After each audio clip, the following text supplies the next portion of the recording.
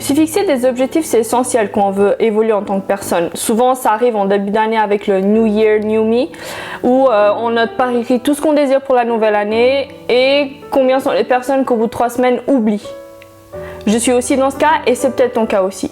Et en fait, c'est pas forcément notre faute, ça résulte de ce problème dont je vais te parler dans la vidéo, alors ne bouge pas.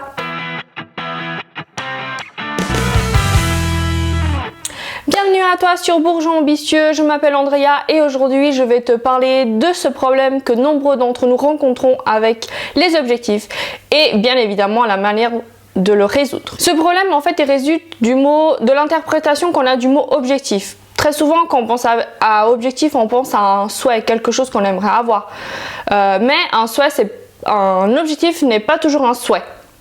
Si je prends par exemple j'aimerais devenir reine ou j'aimerais être amie avec Johnny Depp, ben ce sont des choses que tu veux, mais tu auras beau mettre tout ton travail, t'acharner dessus, à moins que tu fasses partie de l'univers cinématographique ou de la royauté, c'est pas forcément des objectifs qui sont atteignables. Si je reprends les bonnes vieilles définitions du Larousse, un souhait est une aspiration vers quelque chose qu'on n'a pas, un désir, une envie de que quelque chose arrive, alors qu'un objectif est un but, une cible que quelque chose doit atteindre.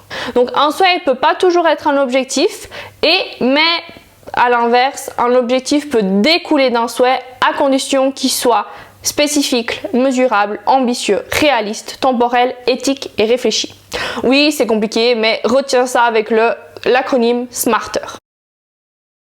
Donc quand je dis qu'un objectif doit être spécifique, ça veut dire que l'objectif il doit être clair, précis, et si tu le dis à quelqu'un d'autre, elle doit comprendre la même chose. Peu importe à qui tu le dis, toute la personne à qui tu vas dire ton objectif, il doit être compris de la même manière. Par exemple, si je dis je veux perdre du poids, ben tous les gens vont comprendre que tu es en surpoids et que tu veux diminuer ton poids. Un objectif mesurable doit contenir une quantité, un coût ou une fréquence. Par exemple, si je reprends mon objectif de base, je veux perdre du poids, mais tu peux préciser, parce que quand tu dis à une personne que tu veux perdre du poids, peut-être qu'elle va croire que tu vas juste vouloir perdre 2-3 kilos, alors que dans ta tête, c'est peut-être 10 kilos. Tu vois, dans ce sens-là, ça change. Ton objectif doit aussi être ambitieux. Ça veut dire que tu dois essayer de voir grand.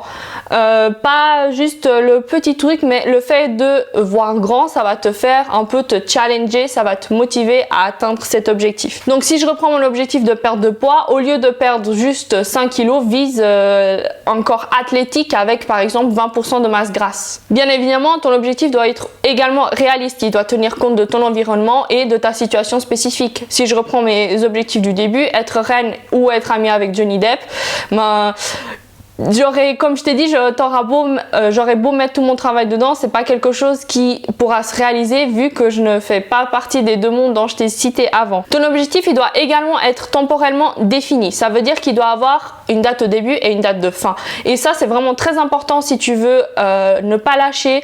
Ça veut dire que tu te mets une limite. C'est surtout la date limite qui est importante dans l'objectif temporellement défini. C'est vraiment la date de fin qui doit être écrite. Ça va te dire, tu auras un but en fait, tu sauras où tu vas aller. Et donc par exemple, si tu veux perdre, dans mon cas, mon objectif c'est je veux atteindre 20% de masse grasse en juin 2022. C'est mon objectif. Et du coup, ça veut dire que je dois mettre tout mon effort parce qu'en juin 2022, je dois être à 20% de masse grasse. C'est aussi important que ton objectif il soit éthique, c'est-à-dire qu'il ne doit pas te mettre en danger toi ou les personnes autour de toi. Par exemple, si je prends mon objectif d'être à 20% de masse grasse en juin 2022, tu dois pas faire en sorte de te mettre en danger parce que si tu veux atteindre 20% de masse grasse, il va falloir t'alimenter comme il faut, faire du sport et pas genre t'affamer et faire du sport comme une malade. Donc tu vas devoir trouver une stratégie ou repenser ta stratégie de départ pour pouvoir atteindre ton objectif dans les meilleures conditions possibles. Ton objectif doit être réfléchi, c'est-à-dire que tu as certaines questions à te poser. Est-ce que c'est vraiment ce que je veux? Est-ce que je suis prêt à fournir des efforts pour l'atteindre? Est-ce que mon entourage n'en souffrira pas? Est-ce que je n'aurai pas de regrets? Est-ce que ça va me mettre en danger?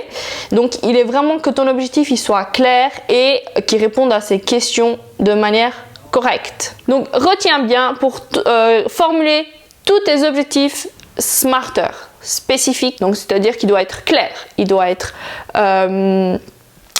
mesurable, donc c'est-à-dire qu'il doit avoir une quantité, une fréquence ou un coût, qui doit être ambitieux, donc n'hésite pas à voir grand, qui doit être réaliste, en tenant compte de ta situation actuelle.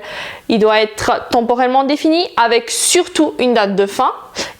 Il doit être éthique, donc ne pas te mettre en danger toi et ton entourage, et réfléchi, c'est-à-dire qu'il ne doit pas être décidé à la va-vite sans que tu prennes vraiment le temps de te demander si c'est vraiment ça que tu veux, qu'est-ce que ça va t'apporter quand tu atteindras cet objectif, etc.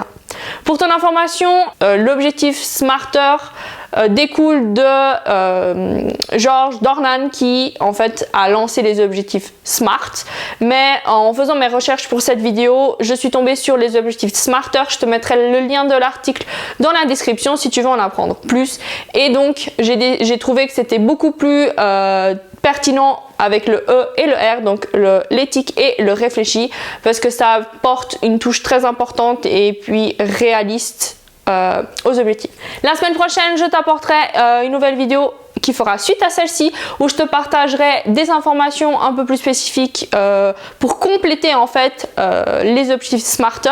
Donc n'hésite pas à revenir dimanche à 10 h normalement.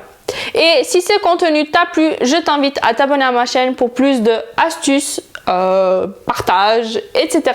pour reprendre ta vie en main. Et à très bientôt. Ciao!